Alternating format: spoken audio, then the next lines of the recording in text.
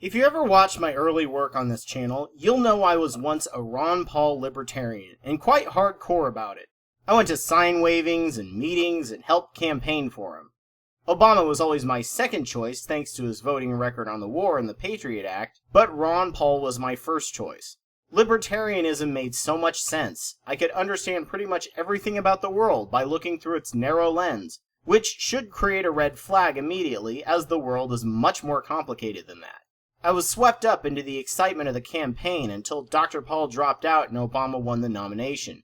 I suddenly started seeing my fellow Ron Paul supporters send around the earliest truther posts and links to Alex Jones. Neither seemed to hold up to any scrutiny, and it really made me question what I thought I knew. Later on, I did more research in the history of income inequality, taxation, and other issues, and the facts started to break down the certainty of the libertarian belief, switching me toward liberalism, and now a free market social democrat with social libertarian biases. During 2008, I had a bit of money and began investing in silver. This was one of the tenets of the Ron Paul cult. Buy precious metals. The economy will collapse, so invest in it now, because the metal always has value while paper money is made up and fragile. This was backed by Peter Schiff, an economist libertarians were blindly certain was the only person who saw the crash coming. Of course, if you actually knew anything about the economics community, quite a few people from all sides saw the crash coming.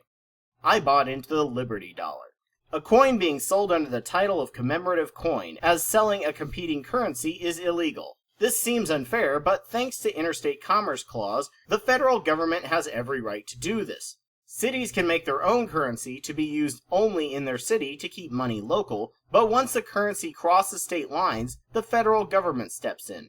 Around the turn of the century, money wasn't controlled, and states, banks, and even grocery stores had their own currency. This caused a nightmare in the market, as stores would have to constantly keep up on changing inflation rates of each currency, or just deny people service. "Your money isn't any good here" was a common phrase. This hurt commerce and wasted hours of time and money. The US government decided to standardize money and back it with their promise, which saved people a lot of time and headache and money. I was told that silver would just keep gaining in price, and none of the data I had at the time told me any different. So I spent a bit over $20 per coin paying for manufacturing costs plus the value of the silver. Had I known how market cycles and crashes work, it would have been a very good investment. At the peak, worst of the financial crisis, silver was up to $40 per ounce, double the amount I had paid for it. Had I sold then, I would have made out like a bandit, but I never expected it to go back down. I saw it as a long game. However, silver isn't really that scarce on this planet. Sometimes it's just hard to get to, and not worth the money to get the more difficult stuff out of the ground. What happens in a crisis is that demand for metals skyrocket as a safer place to invest than the stock market, as demands go through the roof. This spurs the gold and silver mining industry to shift into high gear and use more expensive techniques to extract the metals. When the market recovers, people begin to shift their money back into stocks and investments, causing the value of the metals to drop. And now there's way more of it than there was before the crisis, dropping its value even more so. Over the long term, as population grows, demands will slowly rise again, but only after a new glut is dispersed with new wealth in the rising economies. Rush Limbaugh, Ron Paul, Mike Huckabee, and many other conservative talk show hosts advertise for and advocate precious metals, along with survivalist gear, because they're preying on your fear and the average person doesn't understand the market cycles of metals. And the more metals people buy, the more valuable it makes their own metals, so they can sell it at peak cost, and all the poor schmucks who bought during the bad times out of fear get to eat all the losses. It's literally a worldwide pyramid scheme. Metals are only as valuable as current demand says they are worth. In a currency crisis, yes, you could use them as emergency funds. Metals are good to buy in a good booming market that hasn't had a recession in a while. Then sell them in the middle of the recession. These fluctuations are the very reason why we left the gold standard. There's maybe 2 Olympic-sized swimming pools of gold on the planet, of which Scrooge McDuck owns apparently one, and the very wealthy can buy up and hoard gold when used as currency, then crash the market by selling lots of it, and then buy up collapsing businesses, making themselves even more powerful when the market recovers. Thanks to the gold standard, the market crashed like clockwork by the design of the very wealthy during the Gilded Age, causing great needless suffering and misery. Silver doesn't work because the more it's mined, the more inflation occurs.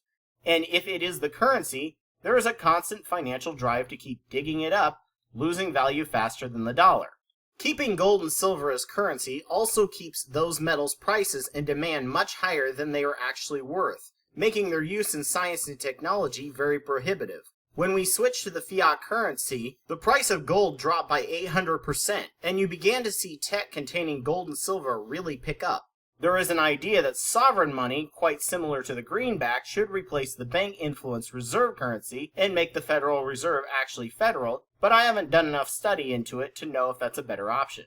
Sadly, my silver can't technically be sold even on eBay, as the Liberty Dollar is now classified as illegal currency, and the creator of it had all of his assets seized for mail fraud. The libertarians hold up the guy as a martyr, but after all I've been through with silver, I know why the government controls currency. Just like its ability to standardize weights and measures as a basis of prosecution if a person is getting ripped off by a business. The courts do not have the time or energy to research multiple currencies, and the IRS doesn't have the time or money to track down multiple currencies that may be used to hide pay and transactions. Tax avoidance is just fine. Tax fraud is illegal and hurts everyone in the long run. Someday, years from now, the economy will inevitably go through a retraction again. Silver will rise, and when I get to that point, that the silver gets to the price I paid for with inflation, I'm selling.